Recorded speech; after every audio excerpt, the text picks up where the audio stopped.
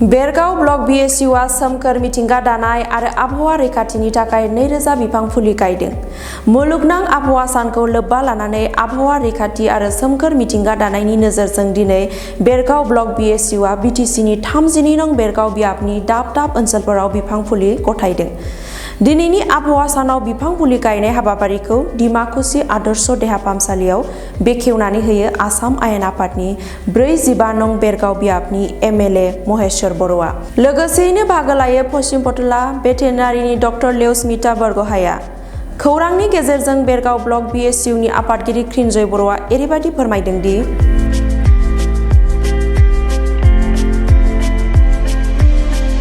थाबाय दिनैहाय जोङो भेरगाव ब्लक बड'लेण्ड स्टुडेन्टस इउनियना 5 जुन बे वर्ल्ड इनभाइरनमेन्ट डे बेखौ लोब्बा लाखिनानै जोङो दंफां गायनाय हाबाफारि लादों।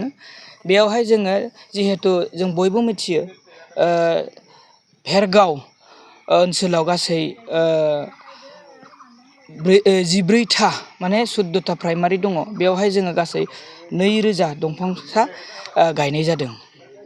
गायखांनायनि उनाव जोथोननि बेलायाव माबायदि दिनैहाय जोङो मिथिगौ जे गायखांनायनि उनाव बहुदानो दंफां लाइफाङा जेनेबा गायनायनि उनाव जोथोन लाया, खिन्थु जोंनि समाव बिदि जानाय नङा। जोङो गायनायनि उनाव जोङो जाय जायगायाव गायदों, जायफोर जायगायाव गायदों बिथांमोनजों जोङो रायज्लायखादों जे जोङो दंफां फुलिखौ होगोन। दंफां फुलिखौ होनायनि उनाव गायखांनायनि उनाव जे संरैखा खालामनाया बिथांमोननि दायित्व।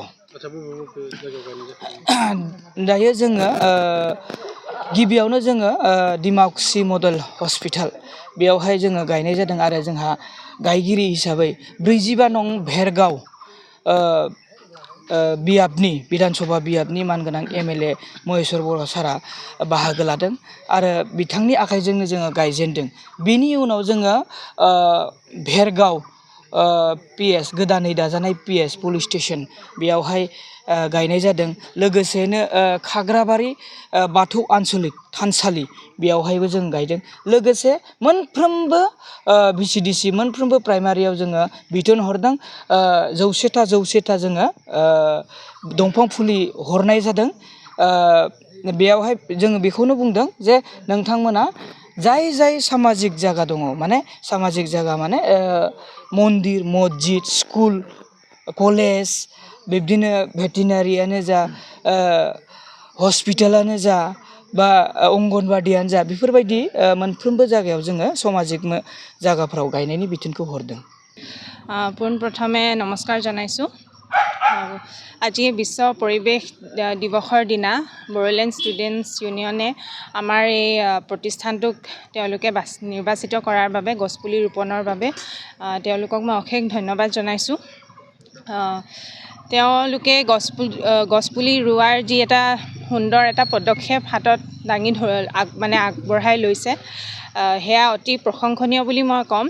আৰু যিহেতু তেওঁলোকে মই জানিব পাৰিছোঁ যে আমাৰ এই অঞ্চলৰ 14টা ভিচিডিচিত সকলোতে তেওঁলোকে প্ৰায় 2000 গছপুলি ৰোপণ কৰিম বুলি ভাবিছে। আমাৰ এই পশ্চিম পাটলা পশু চিকিৎসালয়তো তেওঁলোকে প্ৰায় 15 জোপামান গছপুলি ৰোপণ কৰিছে ইয়াতে।